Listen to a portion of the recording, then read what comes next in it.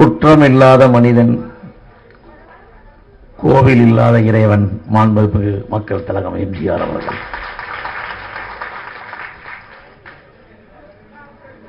மேடையில் அமைந்திருக்கும் அனைவருக்கும் என்னுடைய பணிவான வணக்கம். இருக்கையில் அமைந்திருக்கும் உங்கள் அனைவருக்கும் என்னுடைய பணிவான வணக்கம். டிஜிட்டல் அப்படிங்கிற ஒரு வார்த்தை லேட்டஸ்டா கொஞ்ச காலமாக தான் இருக்கு. ஆனா மாண்புமிகு மக்கள் திலகம் எம்ஜிஆர் ஒரு முகத்தை பார்க்கும் போது டிஜிட்டல்ங்கிறது அங்கிருந்து தான் வந்ததுங்கிற மாதிரி தான் என்னுடைய கற்பனை. நான் நிறைய ஃபங்க்ஷன் அவரை பத்தி நிறைய சொல்லியிருக்கேன். இப்போ சமீபத்தில் ஒரு ஷூட்டிங் போனேன் தேனி பக்கத்தில். அதுக்கு முன்னால மயில்சாமி அப்படிங்கிறதுக்கு ஒரு காரணம் வேணும்ல. ராமசாமி பையன் மயில்சாமிங்கிறதுல எனக்கு பெருமை இல்லை. மாரக்காவுடைய மகன் மயில்சாமிங்கிறது எனக்கு பெருமை இல்லை. கீதாவோட வீட்டுக்காரர் மயில்சாமிங்கிறது எனக்கு பெருமை இல்லை. அன்போட அப்பா மயில்சாமிங்கிறது எனக்கு பெருமை இல்லை. மாண்புமிகு மக்கள் திலகம் எம்ஜிஆரின் ரசிகன் பக்தன் அங்கிறதே எனக்கு பெருமை.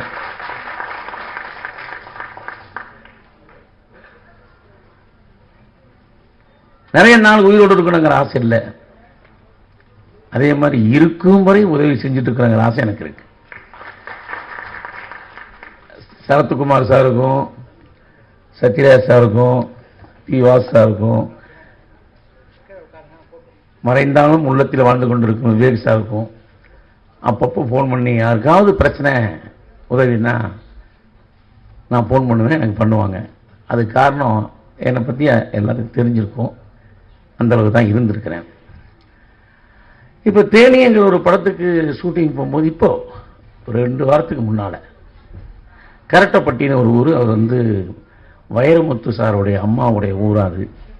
அவர் படித்த ஸ்கூலுக்கு முன்னால் தான் ஷூட்டிங்கு. ஒரு காட்சி ஓப்பனிங் ஃபஸ்ட்டு அன்னைக்கு இருக்கிறாங்கன்னு வச்சு டைலாக்லாம் சொல்லிட்டாங்க. மனப்பாடம் பண்ணிகிட்டு இருக்கேன். பின்னால் ஏதோ ஒரு சத்தம், அந்த பாத்திரம் இதெல்லாம் ஊட்டுற மாதிரி. யார் விட்டுறாங்கன்னு பார்த்தா ஒரு வயசான அம்மா ஏதோ உருட்டிகிட்டு இருக்கு. அப்போ நான் அசிஸ்டன்ட் டைரக்டர் கூப்பிட்டேன். டைலாக் பேச முடியல, அந்த அம்மா ஏதோ உருட்டிகிட்டு இருக்காங்க, அது என்னன்னு போய் பாருங்க அப்படின்னு. மறுபடியும் அந்த டேக் போடுறது மறுபடியும் ஊட்டுறாங்க. அப்போ நான் அந்த அம்மாவை பார்த்தோன்னா அந்த அம்மா செய்யல சொல்கிறாங்க, காசு காசு காணோம் அப்படின்னாங்க. நான் சொன்னேன், கிடைக்குமா கவலைப்படாதீங்க அப்படின்னேன். 1000 ரூபா அப்படின்னாங்க. அதுக்கப்புறம் கிடைச்சிச்சு போல இருக்கு. என்கிட்ட சொன்னாங்க, நீ சொன்ன மாதிரி கிடைச்சிச்சு, நான் 1000 ரூபான்னு சொன்னேன்ல, 2000. வயசு 96 வயசு இருக்குங்க. அது வரைக்கும் எனக்கு அந்த அம்மாவை பற்றி பெரிய இதெல்லாம் எனக்கு தெரியல. என்னுடைய காரில் நான் எம்ஜிஆர் ஃபோட்டோ வச்சுருப்பேன். முன்னால் பின்னால் எம்ஜிஆர்னு எழுதியிருப்பேன். அந்த காரை பார்த்துட்டாங்க எம்ஜிஆர் ஃபோட்டோவை. அது அவங்க வீட்லேயும் கட்சி ஆஃபீஸில் எனக்கு ஃபோன் பண்ணி கூப்பிட்டு இந்த ஃபோட்டோவை நீங்கள் வச்சுக்கோங்கன்னு கொடுத்தாங்க. 96 வயசான அந்த அம்மா அந்த ஃபோட்டோவை பார்த்த உடனே எங்க அப்பா அப்படின்னு அழுதாங்க. எனக்கு அப்படித்தான் தலை நினைச்சிட்டேன். ஒரு நல்லவனுக்கு நம்ம ரசிகனா இருக்கும், ஒரு உண்மையான மனிதனுக்கு நம்ம பக்தனா இருக்கும். பஞ்சு டைலாக் எழுதுங்க, பஞ்சு டைலாக் எழுதுங்கன்னு புல்லு வாங்கி கொடுக்குறாங்க, காசு கொடுக்குறாங்க.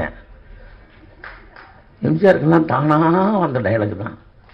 எம்ஜிஆர் நம்பியார் சொல்லுவார், நான் பயங்கரமானவன் அப்படிம்பார்.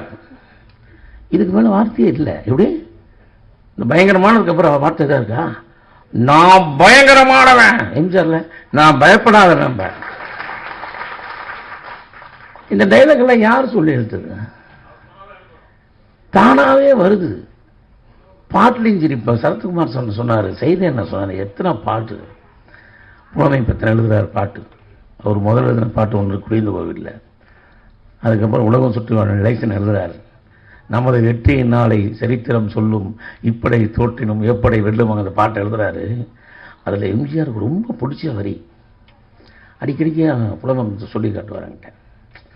எப்படி அந்த வரி எழுதினாரு, எம்எஸ்சி எப்படி இந்த இடத்துல கம்போசிங் அப்படி போட்டார். நல்லது நினைப்பது அறிவாற்றல், அல்லது நினைப்பது அறிவாற்றல். நல்லது நினைச்சா நீ அறிவு, தப்பா நினைச்சுன்னா நீ அழிஞ்சிருவ. இந்த வரி எம்ஜிஆர் ரொம்ப பிடிச்சிருந்தான். ஒரு வரிகளும், அதாவது எம்ஜிஆருக்கு எழுதின பாடல்கள் எல்லாமே அவருக்கு எழுதின பாட்டு தான். ஆனா அவர் பாடின என்ன நம்மளுக்காக இல்லையா, எல்லாமே நம்மளுக்காக. ஆனா இன்னைக்கு சைதையா அவர்கள் ஒரு ஆடியோட போட்டு காட்டும் போது நீங்க கை தட்டிட்டீங்க. அது தலைவர் நல்ல இடத்த சொல்லியிருப்பார், என்னையே எடுத்துக்கொள்ளுங்கள் சொல்லும் போது நீங்க கை தட்டிட்டீங்க இல்லையானே. நான் அப்பப்ப நினைப்பேன், எத்தனை வருஷத்துக்கு முன்னால தன்னை தானே சொல்லியிருக்காரு. அதே மாதிரி நீங்க ஒண்ணு மட்டும் நீங்க பார்த்துக்குங்க, எந்த படத்திலையுமே தலைவர் எம்ஜிஆர் அவர்கள் தன்னை தானே புகழ்ந்து கொள்ளவே மாட்டார், மற்றவங்க தான் புகழ்வாங்க. ஆனா ஒரு படத்துல எம்ஜிஆரே புகழ்ற சீன் வந்துருச்சு. அது எப்படி வச்சிருக்காரு தெரியுமா? உலகம் சுற்றுவாளிவானங்கிற படத்துல கிளைமேக்ஸ் 20 நிமிஷம், 20 நிமிஷம் எம்ஜிஆரே இருக்க மாட்டார் ஃப்ரேம்ல. நீங்க இன்னொரு படம் பாருங்க, ஒரு எம்ஜிஆருக்கு மாஸ்க் போட்டு கியா மியா சுத்த விடுவாங்க, இன்னொரு எம்ஜிஆருக்கு டூ போட்டு அப்படியே சல்ல வந்துட்டு இருப்பார். இவர் டைரக்ட் மட்டுமே பண்ணியிருந்தார். ஸோ அந்த உலகம் சுற்றுவாளிங்கிற படத்துல எப்படிலாம் நினைச்சு ஒரு பேப்பர் பிரிப்பார், ரகசியம், 3வது ரகசியத்தை எடுப்பார். ஒரு உருளையா போய் ஒன்னொன்னா கலெக்ட் பண்ணி 3வது ரகசியத்தை பிரிக்கும் போது பேப்பர்ல ரவுண்டா ஓட்டையா இருக்கும். அந்த பேப்பர் எடுத்து ஏற்கனவே எழுதி வச்ச பேப்பர் மேல வைப்பார். அந்த எங்கெங்க ஓட்டை இருக்கும் அதுல இருந்து லெட்டர்ஸ் எழுதி அதுல இந்த இடத்துல இந்த இடம் இது இருக்கு அப்படிங்கிறது. அப்ப எம்ஜிஆர் சொல்றாரு, எங்க அண்ணனோட அறிவை பாத்தியா அப்படின்னு. தம்பி ராஜு, அண்ணன் முருகன், ராஜு சொல்றாரு, எங்க அண்ணனோட அறிவை பார்த்தியா. யார சொல்றாரு? அவர் தான் சொல்றாரு. ஆனா காட்சிகள் எப்படி? அந்த மாதிரி பாடலும் காட்சிகளும் எல்லாம் அமைத்தது எனக்காகவே. சத்தியமா சொல்றேங்க, சாப்பிட்ற சத்தியமா சொல்றேன். என் வீட்டுக்கூட பேரே நல்லவன் வாழ்வான் தான். 2வது என்னுடைய நடுஹால மட்டும்தான் எம்ஜிஆர் போட்டான். என் அம்மா அப்பா அண்ணன் தம்பி எல்லாமே வெளியதான், எல்லாம் வெளியதான். ஏன்னா எல்லாத்துக்கும் இந்த ஆசை இருக்கும்ல, எம்ஜிஆர் கிட்ட அந்த ஆசை கிடையாது. எவ்வளவு வந்தாலும் இந்த எடுத்துக்கோ. பல முறை சொல்லியிருக்கேன், பொங்கலுக்கு காசு கொடுக்கணும், தொண்டனுக்கு ஒர்க்கர்ஸுக்கு பணம் இல்லையே, அப்படி என்ன பண்ணுது மண்டையை சொரிஞ்சிட்டு இருக்கும்போது தான் நான் ஏன் பிறந்தன் படம் புக் ஆச்சு. 14 லட்சம் ரூபா அதை வாங்கி கொடுத்தவர் நியாட்நாமட்டு சுந்தரம். பாருங்க, ரசிகனுக்கும் தொண்டனுக்கும் கொடுக்கறதுக்குன்னே ஒரு படம் ஒத்துக்கிட்டாரு. இன்னைக்கு எத்தனை கோடி வாங்குறாங்க, என்ன பண்றாங்க? இந்த கோடியில அந்த கோடி வரைக்கும் கோடி தான். ஆனா உங்களை பத்தி சொல்றதுக்கு ஒரு விஷயம் இல்லையே. 35 வருஷம் கழிஞ்சு நாங்க சொல்லிக்கிட்டு இருக்கோம்ல. இன்னைக்கு நினைச்சா கூட இல்லம்மா, நம்ம மாறி இல்லம்மா, நம்ம அங்க போயிடலாம். உயிரோடு இருக்கும் வரை செய்தி அவர்கள் சொன்ன மாதிரி, சரத் அவர்கள் சொன்ன மாதிரி, எங்கள் உயிர் மூச்சு ஒன்லி ஃபார் இந்தியா. நான் எங்க அம்மா எங்க அப்பாவையும் வெளியே வச்சிருக்கேன்னு சொல்லிட்டேன். ஏன்னா தர்மம் சிந்தனை இருக்கணும் மனுஷனுக்கு. என்ன பாட்டுங்க, கண் போன போக்கினே கால் போகலாமா, அது ஒரு வரி ஒரு மனுஷன் எழுதிருக்கான்.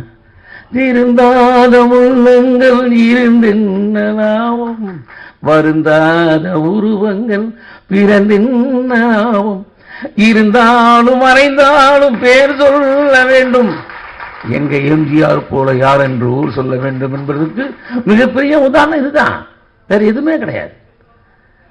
நான் யாருக்கிட்ட போனாலும் சரி எம்ஜிஆரை பத்தி மட்டும்தான் கேட்பேன். சார் உங்களுக்கு ஏதாவது எம்ஜிஆர் பத்தி தெரியுமா? எல்லாத்துக்கிட்டையும் கேட்பேன்.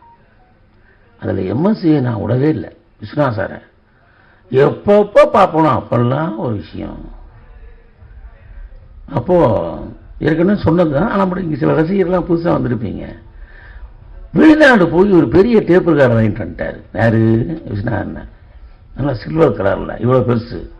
அதை பார்த்த உடனே வெளியே யாரும் போக மாட்டாங்க, இல்லை அதையே பார்த்துட்டு இருப்பாங்க. இப்படி ஒரு டேப் இருக்காடா அப்படின்னு. அதை திறந்தா மெதுவாக வரும். அதை தேட்டரில் வச்சாச்சு, ரெக்கார்டிங் தேட்டரில். உடனே வாசிக்கிறவங்களாம், என்னென்ன புதுசாக வாங்கிட்டு வந்திருக்கேன், சின்ன ஒரு அஸ்தா போகிறேன், அப்படியா இந்த பாட்டெல்லாம் நீங்கள் கேளுங்க, ஃபஸ்ட்டு கேட்டுப்போம். அப்படி போட்ட உடனே நிலவு ஒரு பெண்ணாகி ஆகி ஆகி ஆகி போதான் நான் சுற்றி இவ்வளோ பெருமை ஆமாம் சின்ன போட்டு அப்படியே மயக்க போகிறேன் உடனே எம்ஜிஆர் வந்தான் என்னப்பா இதை சிட்டு கேள்வி விட்டான் ஆனால் பாட்டு கேள்வி பாட்டு நிலவு ஒரு பெண்ணாகி ஆகி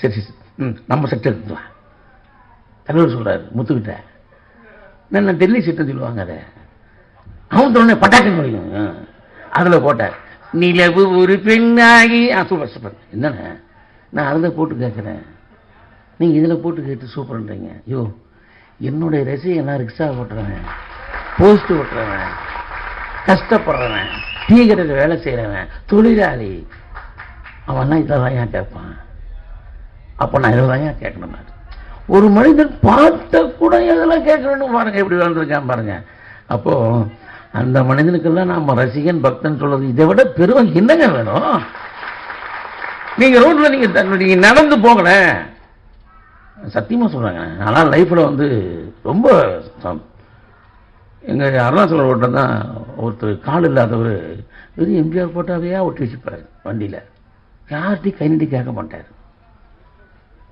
நான் சொன்னேன் ஒரு படம்லாம் நீ பார்த்துருக்கியா எதுக்கு ஒரு படமாக ஒட்டியிருக்கேன் இதை ஒட்டுனதுனால தான் நான் கேட்காமையே எனக்கு காசாக வந்து கொடுக்குறாங்க என்ன வரி பாருங்க இது ஒட்டினதுனால நான் கேட்க வேண்டிய அவசியமே இல்லை தீபாவளி நான் வேட்டி கொடுக்குறாங்க பொங்கலை நான் சட்டையை கொடுக்குறாங்க டெய்லி செலவுக்கு பணம் கொடுக்குறான் ஒருத்தர் மதியமாக ஞாயிற்றுக்கிழமை நான் பிரியாணி வாங்கி கொடுக்குறான் லிஸ்ட்டு சொல்கிறாங்க அப்போ யோசனை பண்ணி பாருங்க அவர் போட்டா ஒட்டினதுனால வாயை திறந்து ஐயான்னு கேட்க வேண்டிய அவசியம் இல்லை ரோடில் நடந்து போகும்போது எங்கேயாவது போகும்போது நீங்க எம்ஜிஆர் ரசிகன் சொல்லி பாருங்க தனி மரியாதை உண்டு அதை நான் மார் தட்டி சொல்லுவேன் இன்னைக்கும் ராமசாமி மகன் பெருமை அல்ல மயில்சாமி எம்ஜிஆர் பக்தன் என்பதே எனக்கு பெருமை பெருமை பெருமை நன்றி வணக்கம்.